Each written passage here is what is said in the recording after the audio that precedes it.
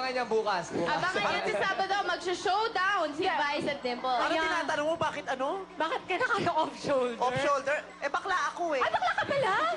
At saka hindi to off-shoulder. Turtleneck to kanina, napaaway lang ako. Kahatak eh. Mag-out show tayo, ha? Mag-audition tayo. Gusto natin mag-sitcom, ha? Magka-sitcom. Hindi, alam mo, ang ganda sana, ang gagaling nyo eh. Ang gagaling nyo magsayaw. Pati yung selection, yung selection ng kanila pambata, yung music nyo. Alam mo, ang kulang yung execution, yung relevance sa atin, no? Yung sweater mo, tsaka boxer shorts, hindi ko nakita yung relevance niyan sa mga dahon-dahon nila. So, yun ang kulang. Sana next time, pag napagbigyan yung execution, pagbutihin pa natin. Okay, thank you, Dimple. Eh, galit pala. Ayan, thank you. Professor Andrew. Galit pala si Dimples din ako, ano, eh. meron din akong natutunan sa show na to, sa Showtime, ano? Yes, ano yung Professor? Usually, pag nakita mo na yung isa, solve ka na eh. Pero dito, hindi pala pwedeng i-underestimate ko mo. While yung una, good yung hindi pwedeng yung all the way, gano'n na rin paniningin mo, no? So, hindi ko na underestimate yung performance nila. At ang nagustuhan ko, yung hit-the-head game. Yung umpisa nila, yung opening, hit-the-head. That's good, fresh for me. And etong fresh score ko para sa inyo.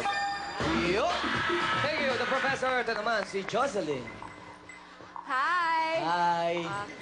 Abos na yung Tagalog ko. O sige, English naman, English Dapat naman. English na yung baon ko. Gusto yung Bus na Tagalog. pala eh. Di wag nang pumasok bukas. Ano pa nga? Asahan namin. Hindi pinaabutan na, no? Eviction day. Ano yun?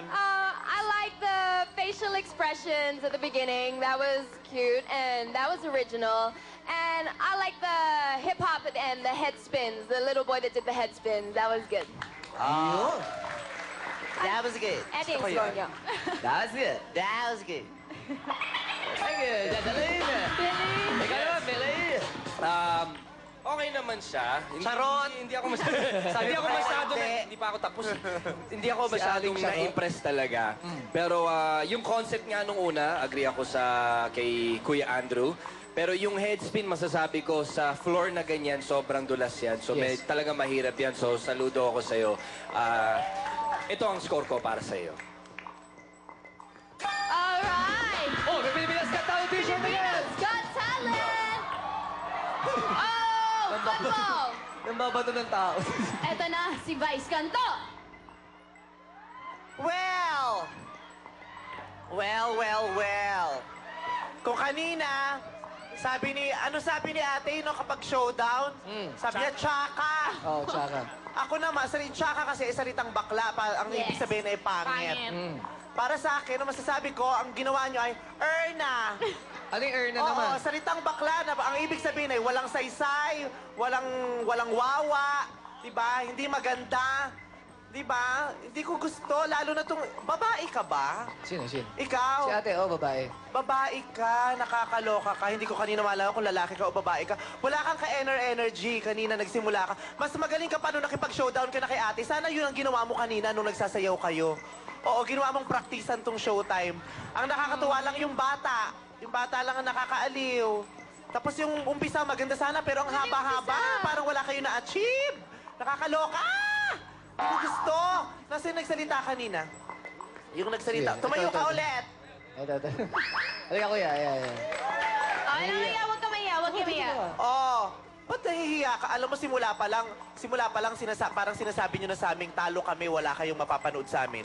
Wala kang kabuhay-buhay nung nagsimula. Paano ka na Siya, huwag mo itago yung katawan mo. Ang ganda ng katawan mo. Ibagsak mo yung kamay mo. Oh. Nung nakita ko yung katawan mo, may nag-text. Ayan na.